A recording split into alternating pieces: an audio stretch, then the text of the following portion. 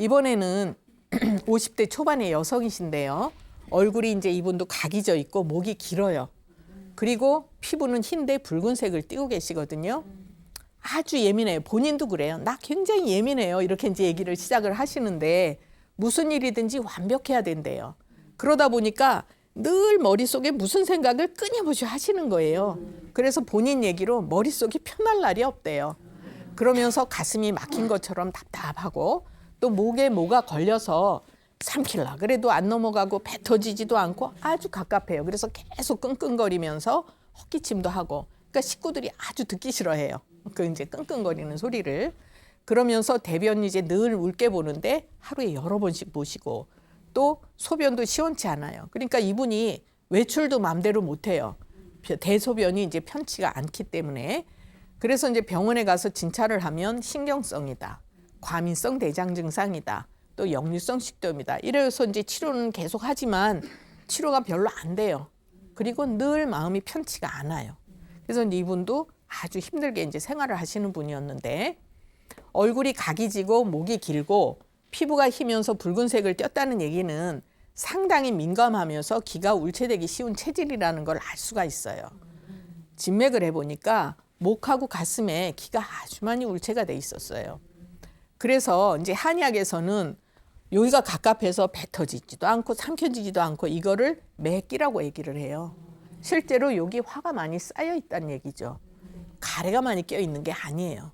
그러니까 아무리 뭐 역류성 식도염이나 이런 걸로 인후염이나 치료해도 치료가 이제 잠깐만 괜찮고 또 불편해질 수밖에 없는 거죠. 우리 몸에서 목은 상당히 중요한 곳이에요. 예, 머리가 하늘이에요. 하늘이 머리하고 땅인 몸통을 연결해주는 다리 역할을 하는 곳이에요. 교량이죠. 그러면 이 다리에 문제가 생기면 하늘하고 몸통, 땅하고가 서로 소통이 안 되죠. 이분이 지금 그런 상황이라고 볼 수가 있어요. 그래서 신경을 쓰거나 마음이 편치 않으면 하늘하고 땅이 서로 소통이 안 되니까 기가 막히게 되는 거죠. 기가 막히게 되면 어떻게 돼요? 기가 끊어져요. 기절하죠. 그래서 이제 이 맥 증상이라는 것은 기가 이제 목에 막혀서 갑갑하기 때문에 목을 풀어줘야 돼요. 예, 목은 그래서 굉장히 중요한 곳이에요.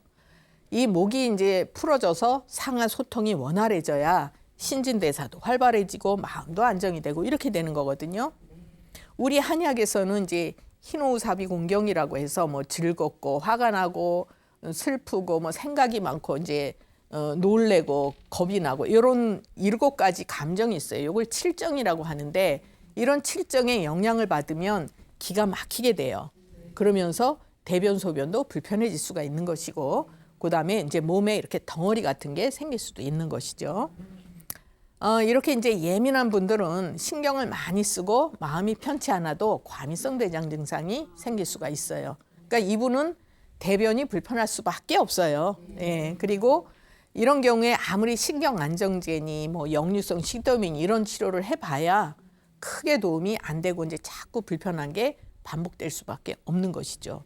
그래서 이분은 목하고 가슴에 화가 많이 막혀 있기 때문에 기가 많이 울체돼 있기 때문에 그것을 풀어드리는 치료를 했어요. 아무리 뭐 대변이 불편하네 역류성 식도염이네 하더라도 그걸 치료한 것이 아니라 기를 풀어드리는 그런 치료를 했어요. 그랬더니 차츰 목이 이제 그 킁킁거리던 증상이 덜해지면서 대변의 횟수가 줄고 또 묽은 것이 이제 없어지셨고 그러면서 소화도 굉장히 편해지셨어요.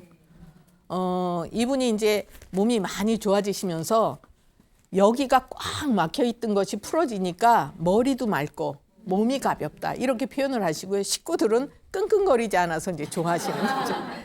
근데 옆에서 듣는 것도 아주 괴로워요. 예, 이제 주변에 있으신가 봐요. 그래서 이분도 이제 치료를 그렇게 해서 마음이 많이 편해지시고 이제 목의 증상들도 굉장히 좋아지셨습니다.